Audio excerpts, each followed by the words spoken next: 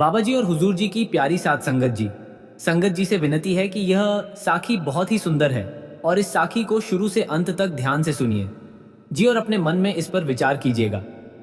आज बाबा जी सत्संग में एक ऐसे विषय पर प्रकाश डाल रहे हैं जो हमारे जीवन से बहुत गहराई से जुड़ा हुआ है। यह विषय केवल शरीर तक सीमित नहीं है, बल्कि यह हमारी आत्मा और हमारे मन से भी जुड़ा हुआ है। संगत जी, क्या आपने कभी ध्यान दिया है कि चलते हुए अचानक आपके घुटने से एक अजीब सी आवाज निकलती है? ऐसी आवाज जैसे कोई पुरानी लकड़ी की चौखट हल्के से चरमराई हो। पहले तो हम इसे मामूली समझकर नजरअंदाज कर देते हैं, लेकिन फिर वही आवाज बार बार आने लगती है। सीढ़ियां चढ़ते समय, नीचे उतरते समय या कभी कभी तो सिर्फ सीधा खड़े होते समय भी। और धीरे धीरे ये आवाज केवल आवाज नहीं रहती, ये चिंता बन जाती है। मन में एक सवाल उठता है कि क्या यह सामान्य है या शरीर मुझे किसी आने वाली परेशानी का संकेत दे रहा है। रात को जब आप सोने जाते हैं तो घुटनों का हल्का सा दर्द करवट बदलने पर बढ़ जाता है, नींद टूट जाती है, चैन चला जाता है और अगली सुबह उठते समय शरीर पहले जैसा हल्का महसूस नहीं होता। ये सब अचानक नहीं होता, ये धीरे धीरे हमारी दिनचर्या में घुसपैठ करता है। बाबा जी फरमा रहे हैं कि गौतम बुद्ध कहते थे कि शरीर कभी भी बिना कारण दुख नहीं देता। जब शरीर में दर्द होता है तो वह हमें सजा नहीं दे रहा होता, बल्कि हमें रोक कर कुछ समझाने की कोशिश कर रहा होता है। लेकिन हम आधुनिक जीवन में इतने व्यस्त हो गए हैं कि शरीर की आवाज सुनने का समय ही नहीं निकालते।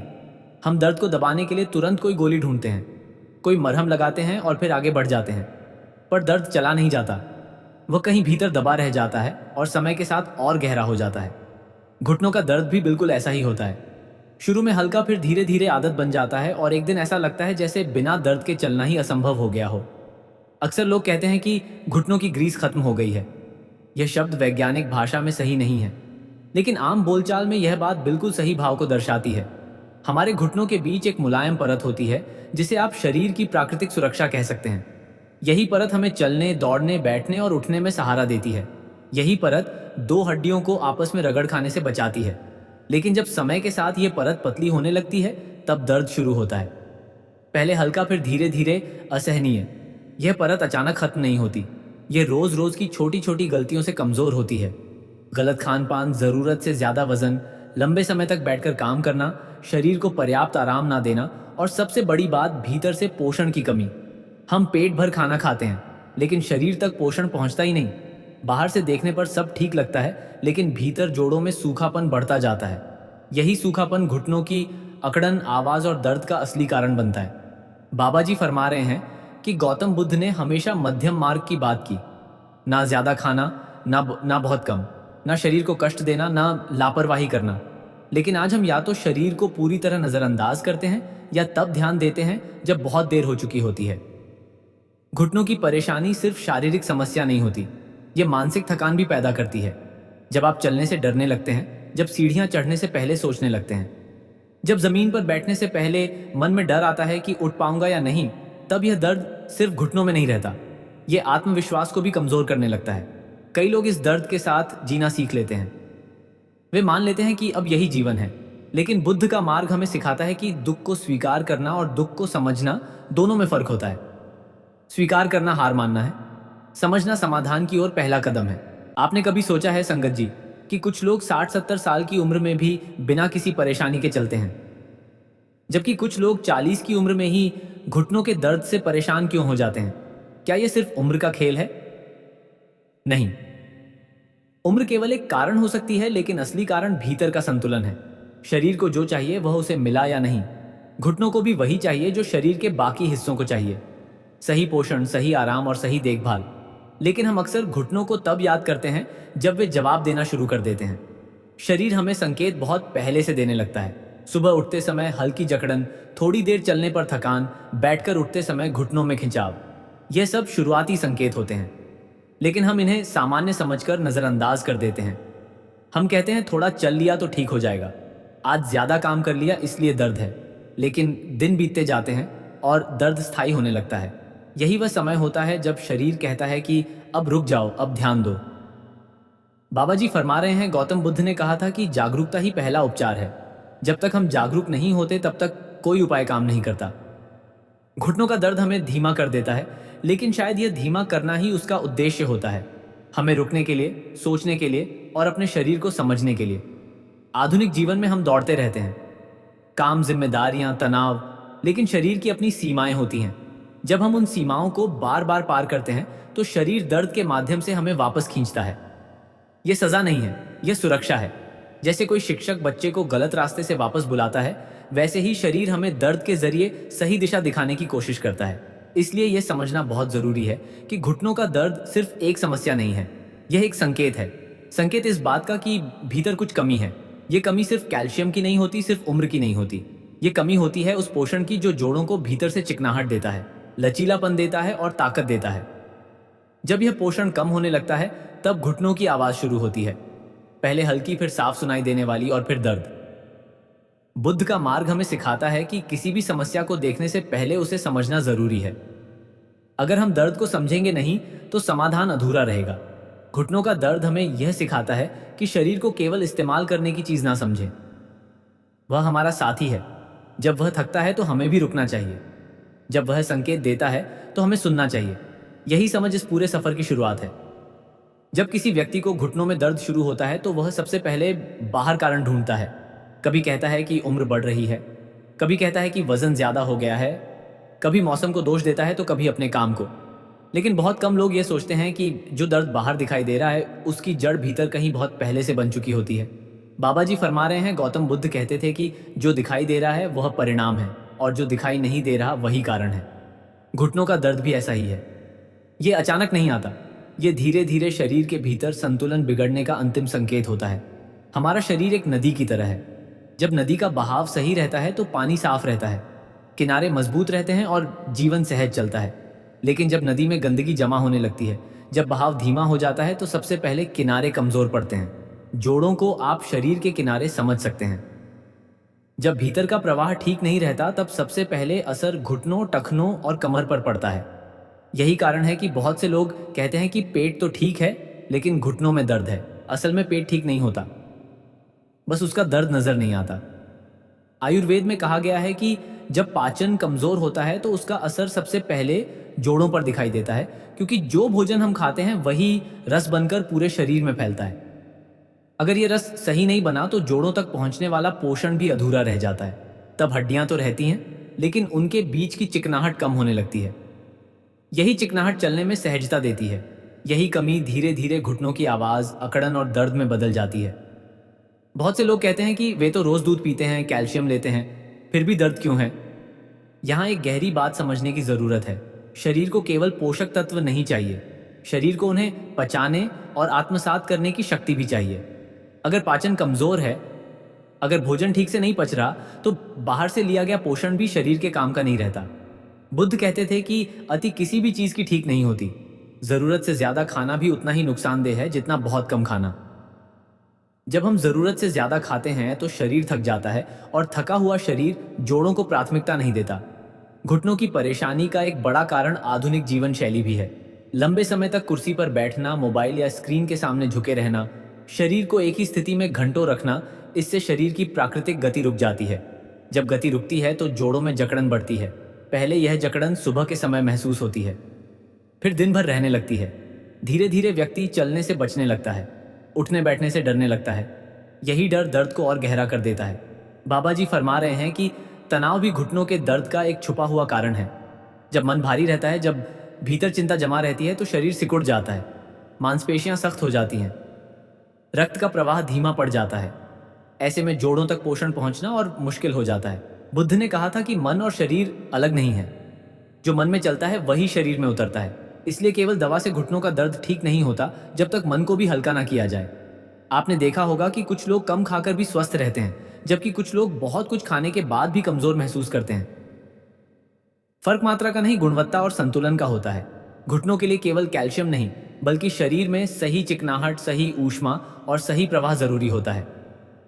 जब ये तीनों बिगड़ते हैं तब जोड़ों में सूखापन आता है। यही सूखापन दर्द की जड़ है। शरीर हमें बहुत पहले चेतावनी दे देता है। सुबह उठते समय अगर घुटनों में भारीपन है तो यह पहला संकेत है। अगर कुछ देर चलने के बाद ही थकान महसूस होती है तो यह दूसरा संकेत है। अगर जमीन पर बैठने से डर लगने लगे तो यह तीसरा संकेत है। लेकिन हम इन संकेतों को अनदेखा करते रहते हैं। हम सोचते हैं कि अभी उम्र ही क्या है, अभी तो काम करना है, लेकिन शरीर उम्र नहीं देखता, बस संतुलन देखता है। जहां संतुलन बिगड़ता है वहीं समस्या शुरू होती है। बुद्ध कहते थे कि दुख का कारण अज्ञान है। हम शरीर के नियमों को जानते नहीं और फिर दुखी होते हैं। घुटनों का दर्द भी उसी अज्ञान का परिणाम है। हम शरीर को केवल एक मशीन की तरह इस्तेमाल करते हैं। जब तक चलता है चलाते हैं, जब खराब होता है तब मरम्मत की सोचते हैं। लेकिन शरीर मशीन नहीं है, यह एक जीवित प्रणाली है। इसे रोज ध्यान, समय और समझ चाहिए। जब कोई व्यक्ति यह समझ लेता है कि घुटनों का दर्द केवल बाहर की समस्या नहीं है बल्कि भीतर के असंतुलन का परिणाम है, तभी वह सही दिशा में बढ़ना शुरू करता है। बाबा जी फरमा रहे हैं कि गौतम बुद्ध कहते थे कि सही प्रश्न पूछना ही आधा समाधान है। जब प्रश्न बदल जाता है, दर्द कैसे खत्म करूं से दर्द क्यों पैदा हुआ, तभी शरीर के साथ संघर्ष खत्म होता है और सहयोग शुरू होता है। यही वह मोड़ है जहां से उपचार की वास्तविक यात्रा आगे बढ़ती है। प्रकृति ने शरीर के लिए कभी भी जटिल समाधान नहीं बनाए। उसने हर समस्या के लिए सरल रास्ता रखा है, लेकिन वह रास्ता धैर्य मांगता है। घुटनों के दर्द में भी यही नियम लागू होता है। जोड़ों की समस्या वर्षों में बनती है, इसलिए उसका समाधान भी धीरे धीरे ही होता है। लेकिन जब समाधान सही दिशा में होता है तो उसका असर गहराई तक जाता है। बुद्ध ने कहा था कि जो उपाय मन, शरीर और समय तीनों का सम्मान करता है वही स्थायी होता है। सबसे पहले हमें यह समझना होगा कि जोड़ों का सूखापन एक दिन में नहीं आता। यह शरीर में रस की कमी से पैदा होता है। ये रस केवल पानी नहीं है बल्कि भोजन से बनने वाला वह पोषक तत्व है जो हर कोशिका तक पहुंचता है। जब पाचन कमजोर होता है, जब भोजन अधूरा पचता है, तब यही रस कमजोर हो जाता है। नतीजा यह होता है कि शरीर जरूरी हिस्सों को तो पोषण देता है, लेकिन जोड़ों को प्राथमिकता नहीं देता। घुटने धीरे धीरे सूखने लगते हैं। यहीं से प्रकृति का पहला नियम सामने आता है, शरीर को भीतर से नम रखना। लेकिन यह नम केवल बाहर से पानी पीने से नहीं आता, यह सही समय पर सही मात्रा में और सही तरीके से पोषण देने से आता है। बुद्ध ने कहा था कि भोजन भी ध्यान बन सकता है अगर वह सही समझ के साथ लिया जाए। बहुत से लोग जल्दी जल्दी खाते हैं, बिना चबाए निगलते हैं और फिर पेट भरे होने के बावजूद शरीर खाली रह जाता है। ऐसा भोजन शरीर को भारी तो करता है लेकिन पोषण नहीं देता। घुटनों के लिए सबसे जरूरी चीज है नियमितता। कोई भी प्राकृतिक उपाय तभी काम करता है जब उसे रोज बिना जल्दबाजी के अपनाया जाए। प्रकृति चिल्लाकर असर नहीं दिखाती, वह फुसफुसाकर बदलाव करती है। इसलिए यहाँ कोई एक दिन का चमत्कार नहीं है। यहाँ 7 दिन, 15 दिन और 21 दिन का धैर्य है, और यही धैर्य शरीर को खुद को ठीक करने का अवसर देता है। प्रकृति ने कुछ बीज ऐसे बनाए हैं जिनमें अद्भुत संतुलन छुपा है। ये बीज ना बहुत गर्म होते हैं ना बहुत ठंडे। ये शरीर में जाकर वहां काम करते हैं जहां सूखापन होता है। सदियों से इन्हें रसोई में इस्तेमाल किया जाता रहा है, लेकिन सही तरीके और सही उद्देश्य से नहीं। जब उद्देश्य बदलता है तब असर भी बदलता है। बाबा जी फरमा रहे हैं कि मेथी के बीज शरीर के भीतर की जकड़न को धीरे धीरे ढीला करते हैं। वे पाचन को मजबूत करते हैं ताकि भोजन से बनने वाला रस शुद्ध हो सके। वहीं कलौंजी के बीज शरीर में भीतर की सूजन को शांत करने में सहायक माने जाते हैं। ये कोई दवा नहीं है बल्कि शरीर को याद दिलाने का तरीका है कि उसे क्या करना है। जब यह दोनों बीज मिलकर काम करते हैं तब उनका असर केवल घुटनों तक सीमित नहीं रहता बल्कि पूरे शरीर में हल्कापन आने लगता है। इन बीजों को लेने का तरीका भी बहुत महत्वपूर्ण है। बुद्ध कहते थे कि विधि जितनी सरल हो परिणाम उतना ही गहरा होता है। रात को सोने से पहले एक छोटे से पात्र में पानी लें, उसमें 2 मेथी के दाने और 2 कलौंजी के दाने डाल दें। यह मात्रा बहुत कम लग सकती है, लेकिन यही इसकी शक्ति है। इन्हें रात भर भिगोकर रखें। इस दौरान बीज पानी के साथ संवाद करते हैं। वे कठोर नहीं रहते बल्कि शरीर के लिए कोमल बन जाते हैं। सुबह उठते ही बिना कुछ खाए शांत मन से इन बीजों को मुंह में रखें। उन्हें जल्दी निगले नहीं, धीरे धीरे चबाएं। जैसे जैसे आप चबाते हैं उनका स्वाद और गुण लार के साथ मिलकर भीतर जाते हैं। यही वह क्षण होता है जहां भोजन और ध्यान एक हो जाते हैं। इसके बाद वही पानी धीरे धीरे पी लें। यह प्रक्रिया केवल पेट के लिए नहीं बल्कि पूरे शरीर के लिए होती है। पहले कुछ दिनों में कोई बड़ा बदलाव महसूस ना भी हो तो घबराएं नहीं। बुद्ध ने कहा था कि जो चीज गहराई में जाती है वह तुरंत दिखाई नहीं देती। 7 दिन बाद सुबह उठते समय हल्की जकड़न कम महसूस हो सकती है। 15 दिन बाद चलने में थोड़ी सहजता आने लगती है और 21 दिन के बाद शरीर में एक नया संतुलन बनने लगता है। यह संतुलन किसी दवा से नहीं आता, यह शरीर की अपनी स्मृति से आता है। इस दौरान कुछ छोटी छोटी बातों का ध्यान रखना जरूरी है। देर रात भारी भोजन से बचें, बहुत ठंडा पानी अचानक ना पिएं, लंबे समय तक एक ही जगह बैठे ना रहें, शरीर को हल्की गति दें। यह कोई व्यायाम नहीं है बल्कि शरीर को याद दिलाने का तरीका है कि वह जड़ नहीं है। जब शरीर चलता है तब जोड़ों में जीवन लौटता है। बाबा जी फरमा रहे हैं कि मन की स्थिति भी उतनी ही महत्वपूर्ण है। अगर आप हर दिन यही सोचते रहेंगे कि दर्द कब जाएगा तो शरीर तनाव में रहेगा। लेकिन अगर आप ये सोचें कि मैं शरीर को समय दे रहा हूं तो शरीर भी सहयोग करेगा। बुद्ध ने कहा था कि अपेक्षा दुख की जड़ है। प्रक्रिया पर भरोसा रखें, परिणाम अपने आप आएगा।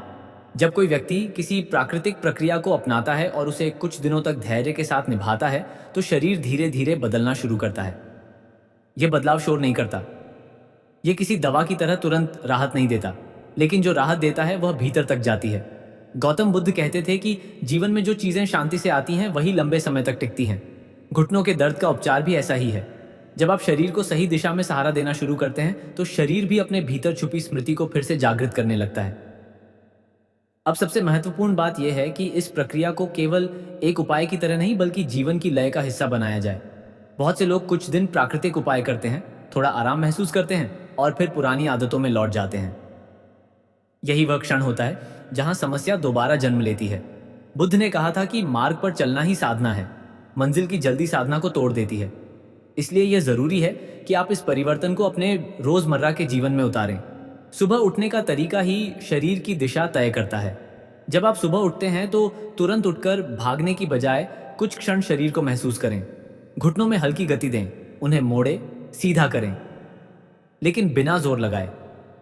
यह कोई व्यायाम नहीं है, यह शरीर से संवाद है। शरीर को यह संदेश देना कि अब दिन शुरू हो रहा है, डर के साथ नहीं, सहजता के साथ। ये छोटी सी आदत जोड़ों में जमी हुई कठोरता को धीरे धीरे कम करने लगती है। बाबा जी फरमा रहे हैं, खानपान में भी वही सिद्धांत लागू होता है जो बुद्ध ने सिखाया।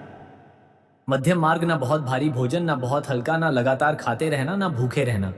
भोजन को दवा ना बनाएं, लेकिन दवा जैसा सम्मान जरूर दें। धीरे धीरे खाएं, हर निवाले को चबाएं। जब भोजन ठीक से पचता है तभी वह रस बनता है जो जोड़ों तक पहुंचता है। यही रस घुटनों की वास्तविक ताकत बनता है। दिन के दौरान शरीर को लंबे समय तक एक ही स्थिति में ना रखें। अगर आप कुर्सी पर बैठे हैं तो हर आधे घंटे में थोड़ा चलें। अगर आप खड़े रहते हैं तो कुछ समय बैठकर शरीर को आराम दें। यह संतुलन बहुत जरूरी है। बुद्ध कहते थे कि असंतुलन ही दुख का कारण है। जब शरीर को विविधता मिलती है तो वह खुद को समायोजित करना सीखता है। रात का समय शरीर के लिए मरम्मत का समय होता है। इस समय भारी तला हुआ और बहुत देर से खाया गया भोजन शरीर पर बोझ बन जाता है। कोशिश करें कि सूर्य ढलने के कुछ समय बाद भोजन कर लिया जाए। इससे शरीर को रात में खुद को ठीक करने का अवसर मिलता है। जब पाचन शांत रहता है तब जोड़ों में भी शांति उतरती है। नींद को कभी भी हल्के में ना लें। नींद केवल आराम नहीं है, यह शरीर की पुनर्निर्माण प्रक्रिया है। जब नींद पूरी होती है तब जोड़ों में जमा थकान निकलती है। बहुत से लोग कहते हैं कि सुबह उठते ही घुटनों में ज्यादा दर्द होता है। इसका एक कारण यह भी होता है कि रात की नींद गहरी नहीं होती। मन में चल रही चिंताएं शरीर को आराम नहीं करने देती। सोने से पहले कुछ देर शांति से बैठना, गहरी सांस लेना, मन को हल्का करना, ये सब घुटनों के लिए भी दवा का काम करता है। इस पूरे सफर में सबसे बड़ी भूमिका धैर्य की है। अगर आप रोज आईने में खुद को देखकर ये सोचेंगे कि दर्द क्यों नहीं गया तो आप शरीर पर दबाव डालेंगे। लेकिन अगर आप ये सोचेंगे कि मैं शरीर को समय दे रहा हूं तो शरीर भी सहयोग करेगा। बाबा जी फरमा रहे हैं कि बुद्ध कहते थे कि जब आप चीजों को जैसे हैं वैसे स्वीकार करते हैं तब परिवर्तन शुरू होता है। स्वीकार करना हार नहीं है, स्वीकार करना समझ की शुरुआत है। धीरे धीरे आप यह महसूस करने लगेंगे कि आपका चलना बदल रहा है। उठना बैठना आसान हो रहा है। सीढ़ियां अब पहले जैसी डरावनी नहीं लगती। यह बदलाव बहुत धीरे आता है, लेकिन जब आता है तो भीतर से आत्मविश्वास भी लौट आता है। घुटनों का दर्द केवल शारीरिक समस्या नहीं था, यह आपके जीवन की गति को रोकने वाला एक संकेत था। और अब जब गति वापस आती है तो जीवन भी हल्का महसूस होने लगता है। इस यात्रा का उद्देश्य ना आपको यह समझाना है कि शरीर को ठीक करने के लिए उससे लड़ना नहीं पड़ता। शरीर के साथ खड़े होकर उसके नियमों को समझकर चलना पड़ता है। बुद्ध का मार्ग यही सिखाता है। जब आप शरीर को दुश्मन नहीं मित्र मानते हैं तब उपचार अपने आप शुरू हो जाता है। अगर आपने यहां तक सुना है प्यारी संगत जी, तो इसका अर्थ है कि आप बदलाव के लिए तैयार हैं। बदलाव बाहर नहीं भीतर से शुरू होता है। छोटे छोटे कदम, रोज की आदतें और शांत मन, यही असली औषधि है। कोई भी प्राकृतिक उपाय तभी फल देता है जब उसे जीवन का हिस्सा बना लिया जाए। और अंत में बस इतना ही कहना है कि शरीर आपको कभी धोखा नहीं देता, वह हमेशा सच बोलता है। जरूरत सिर्फ इतनी है कि हम उसकी भाषा समझना सीख लें। जब आप शरीर की भाषा समझ जाते हैं तब दर्द अपना अर्थ खो देता है और शांति वापस लौट आती है। अगर ये अनुभव आपको भीतर तक छू गया हो तो इसे केवल सुनकर मत छोड़िए, इसे जीने की कोशिश कीजिए। और अगर आपको लगे कि यह यात्रा किसी और के काम आ सकती है तो इसे आगे बढ़ाइए, क्योंकि जब एक व्यक्ति जागरूक होता है तो वह केवल खुद को नहीं, दूसरों को भी रोशनी देता है। यही सद्गुरु का मार्ग है और यही राधा स्वामी जी बाबा जी का प्यार भरा संदेश है। राधा स्वामी जी।